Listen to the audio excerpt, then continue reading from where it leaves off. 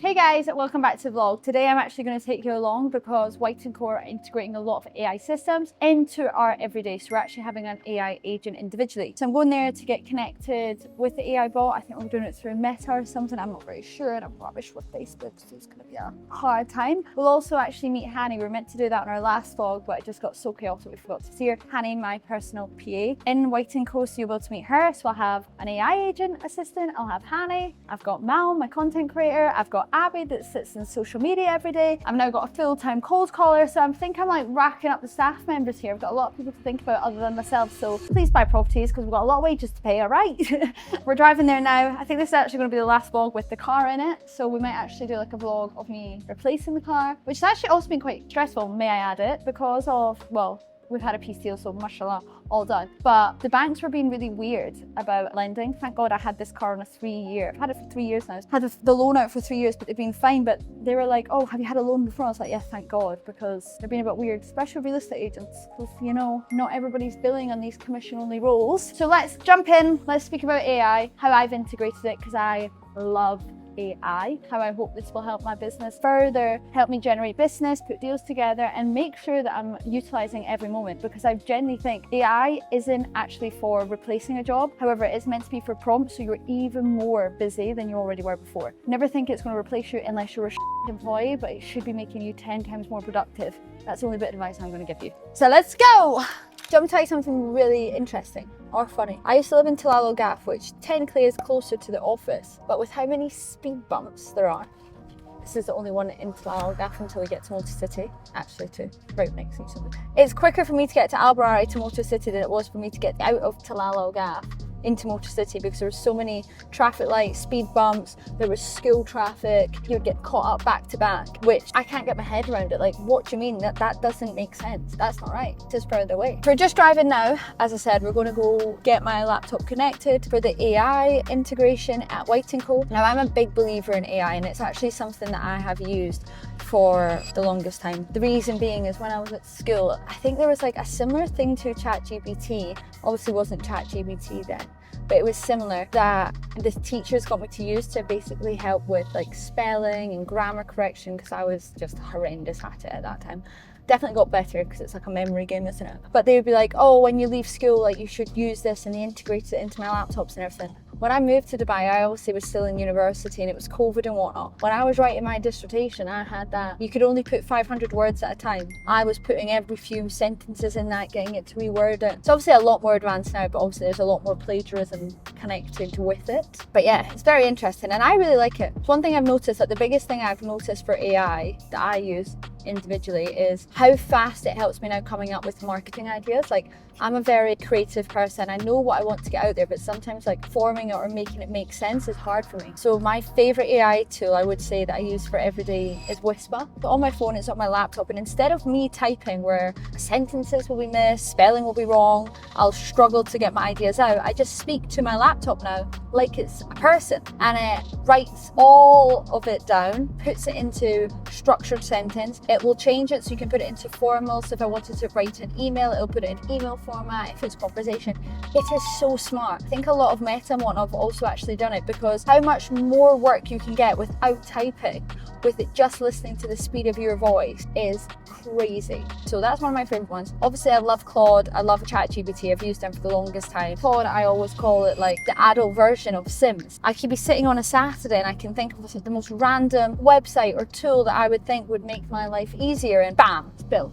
I'm like, this is mental. I've built an application called Leo. Basically, it helps me with real estate. So I've got my own personal AI assistant that it's scraped all the different learning pieces, the coaching pieces, anything that Grant Cardone, Chris Voss, Joel Doon Belford, anyone that was high up into sales that I know that I've launched courses, e-learning, I got it to scrape all the data, put it into a thing that I could then teach myself psychology of selling through emotional selling, how I'd reply to people, which is so beneficial. And I honestly think AI will kill the university industry, because unless you're like Cambridge or Harvard, of course you're always going to be there, it's historical and it's prestigious, but you're the local university or the local college, there's no way people are now going to be wasting their time getting a degree, where in AI you just need to know how to ask the right question.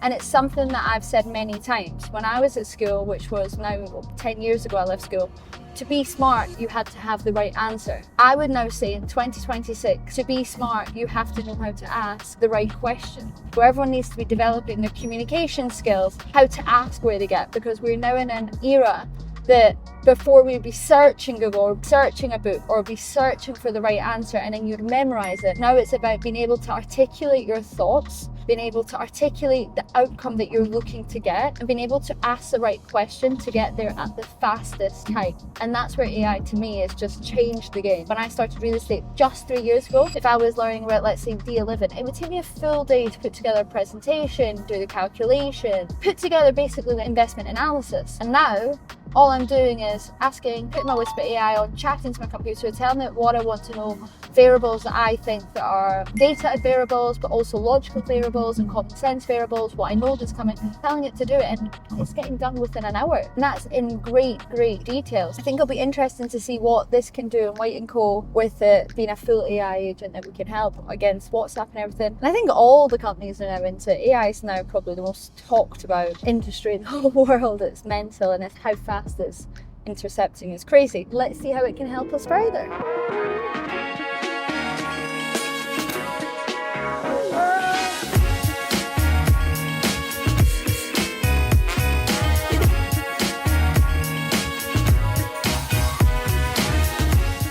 Right, let's go to the office. This is the White & Co training room. I don't know if you've ever been here before. This is what it looks like. We're here today, as I said, in the car to connect the AI. Oh look, let's see if this has worked. This is what I do before I do our content. I always recheck that, make the presentations so people can download them after the YouTube watching, because obviously I can speak a little bit fast. I completely know. But I'm just building them now, so I'm just making sure that this makes sense. Let me show you, let me walk you through the tools. So if you go to Google Chrome,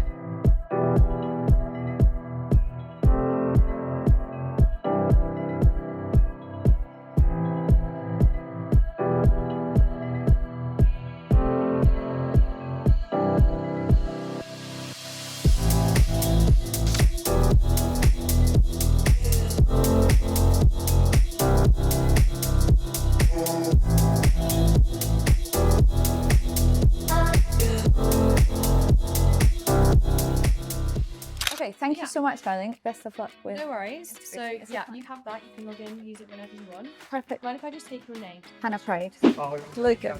Yeah, it's the only time I'm in is when I have to film a YouTube. This is who I work with, guys. As we already know from the house tour. Tell me, what have you got in Oasis right now? I've got an offer, 13 million, right, for 2 4-beds, Palace and Address. Both of them have increased their prices.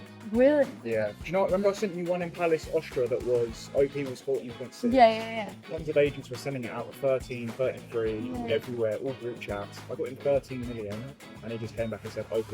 But you know, I've had the exact same. I got an offer for someone and we just pulled it all together because he was like, I want 15, granted it was 8. We finally got him 15.7, sorry, 9 with all the fees, 15.7 net. 2.5 weeks later, he had no other offers on the table. He goes, now I want 17.53. I went, you're on crack. I just said to him, I was like, I'm so sorry, I'm not even going to waste my time anymore because it's taken me 2.5 weeks to get him here because you know and I know a lot of people obviously want to invest there, but it's tying up a lot of capital. 75 to 82% on these payment plans now. It's the biggest drawback I'm getting. I'm getting a lot of inquiries for it, and then you tell them how much is actually needed to transfer. They're like, Yeah. this is crazy. The guy that's actually buying it now is, we're going to wait for the new Emaar launch. Comes out in 2 months. The new community. Behind Dubai Hills. I think it's going to be called like Emaar Hills. But yeah, that's what he's decided he's going to wait for. I'm doing a video today actually upstairs. It's basically how much money could you actually make. And there is good IRR in Oasis, but I think a lot of people, when you've got options like Abu Dhabi, options like mortgages where you only have to put 30, 40% down rather than tying 80% plus the premium plus everything else. People are just a bit cold with it, aren't they? I think the thing is with Oasis is the price per square foot. Yeah. And like the conversation I have with a lot of people is that the community, it ticks boxes. Yeah. It ticks big plot size, water features, great developer, exclusivity. And so it's like from an investment standpoint, it sort of stands ahead of a lot of because it ticks all those sort of boxes. The only comparable is Emirates Hills. Even the Palm has apartments, it has townhouses. Emirates Hills is the only mansion-only community that when you even look at the stress deals that happened over the last few months, the lowest one I think was like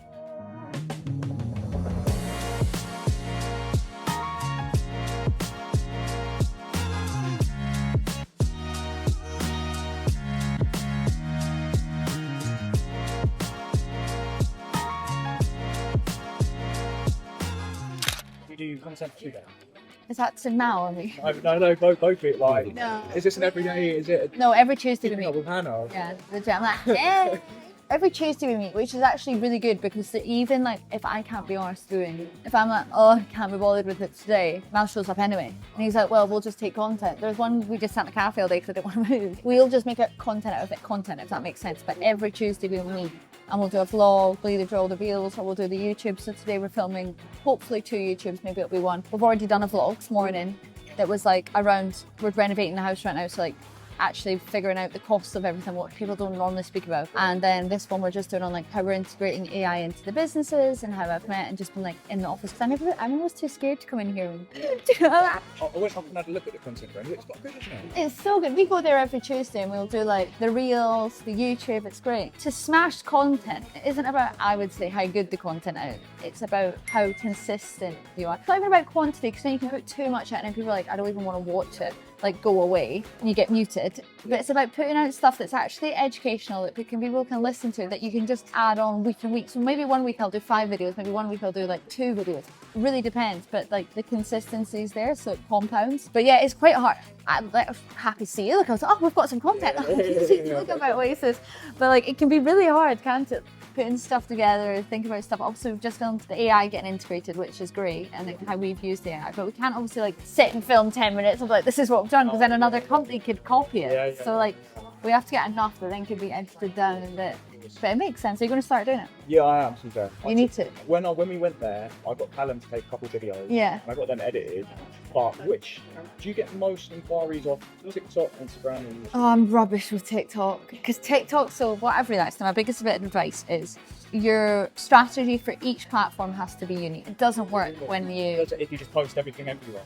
And people will tell you it does. It doesn't. I've tried it. TikTok is very much like non-edited, like, hey, look, up this today, like chit chat, behind the scenes. Just say what you like, which I'm rubbish at, because I'm like, I don't like being in front of the camera. Look at my phone and there's barely any selfies of me for months. Like you'll never see a picture of me. I'm not one of these people that goes like, let me just smile. Like it's just unnatural to me. People that are good at that, they're very good at TikTok. I'm rubbish at TikTok, and I'll do it full. I've not posted in like 4 weeks because I got distracted, and then I've just never picked it up again, and I'm like, oh, it's done. I need to get back into it. I don't really get any inquiries from it though, because it's usually not buyers. It's usually just people flicking. Does that make sense? And all my biggest clients have asked them, none of them are on TikTok, which I'm like, oh. So I'm not missing them. Now then my Instagram is very much education based. I would say it's kind of like the new our generation LinkedIn, education based. However, you should do a lot of carousels on there so you get a lot more reshares and posts. So yeah, I kind of do like more edited and clean stuff that you kind of know it's information. LinkedIn, you can't post videos because people don't want to watch a video when they're in the workplace, and most people use LinkedIn when they're in the workspace, so it has to be like essay format,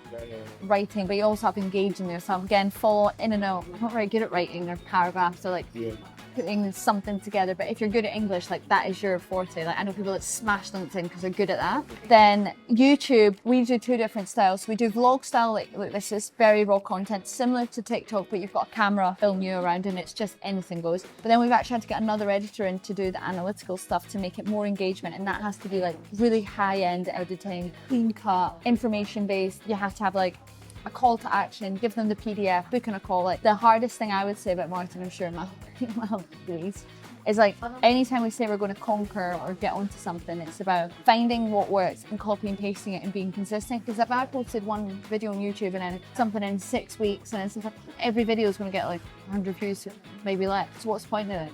Whereas like I only started YouTube at the start of this year, and the first video got like 500 because people were nosy. Yeah. And then it all just like dipped right the way down. We were averaging like 100, and I was like, this is so long, why am I still doing it? But then the last 3 videos, they're up nearly like, I think 500 and above, which was my aim at the start of the year, to like, that's where I want to have my videos consistent. Because if someone's watching you, say 500 people are watching you for 20 minutes, because that's how long a video is, they're getting to know you. And it's funny now, I've been out, like the Hydrate launch, and I had randomers come up and be like, I've been watching you on YouTube, and like they feel like they know you. Does that make sense?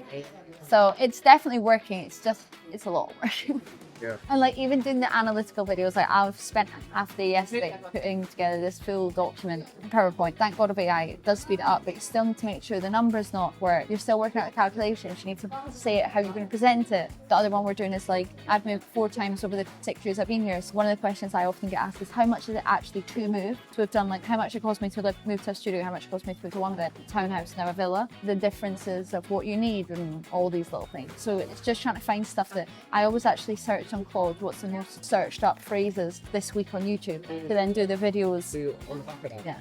Because then, you know, people are actually wanting to know that. Yeah. So I sit usually on a Monday just do content, and then Tuesday's the whole content day. I've had to hire a full-time call set, like people that call out for me, because I've got no time to call out. I've got no time to call out. I'm like, when are you meant to do like the call out part? I say it to people all the time. I'm like, I don't know when I've actually got time, so I'm trying to do the other side of the business. So it's full on, but I'm getting some really strong leads, I would say, through YouTube now. Get the most leads from Instagram, 100%. Do you think you will be able to extend Palmyra Forward? The gardens are big enough, so potentially, but I think like their balconies aren't big enough. Like the Mirages, they have that massive outdoor balcony on the very 3rd floor, whereas Palmyra don't really have that, I'm sure. No. Because they have the generators on the top, and then it's a balcony, but not like a huge balcony. I think what you'll be doing is changing their foyer into a 5-bed, because they've got a big landing. Yeah, you probably wouldn't, I personally think. Do you think you can extend into this? Here.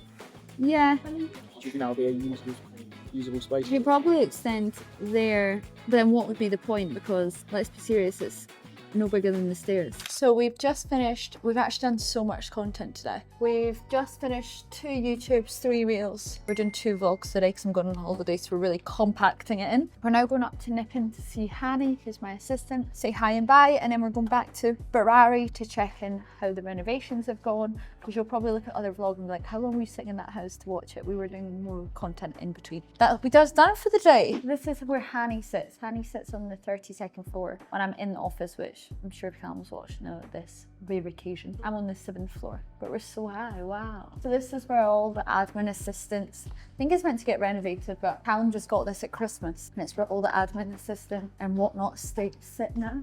Hello Dan, how are we? Good. Mwah. So this lady is the backbone to me now, because she does all my admin and I'm rubbish at it. How are you? You look lovely. Thank you, you too, you look gorgeous. Lovely. How's your day been so far? Good. Yeah. How many people do you do the admin for? Like 27? She's an absolute gem. Trust me. So fast at replying. Messenger replies in 2 minutes as well. Oh, well, that's amazing. Thank you so much. I just wanted to introduce you to everyone, because everyone's like, I honestly say to people, I'm like, I'm rubbish at admin. I can never do it. And now I've got yourself. I'm like, I can get listens up. I can get EYs in. I can do everything. Hanny does it within 2 minutes. But yeah, thank you so much for introducing yourself. Have a great day as well. Bye bye, Angel. We're through this way. So yeah, that's Hanny. She's the reason I'm functioning again. I'm absolutely exhausted after this. Look how cool the view is. You can probably see right the way out to Damac Hills too. So thank you so much for this vlog. Sorry I'm a bit like this plateau now. If you liked it, like, subscribe. This is the day in the life of a real estate agent. This is how many strings you have to pull. Now we have to do marketing and everything in between, but I'm sure it's worth it. And if you are looking to buy a property, you know who to call. Please like and subscribe. Bye.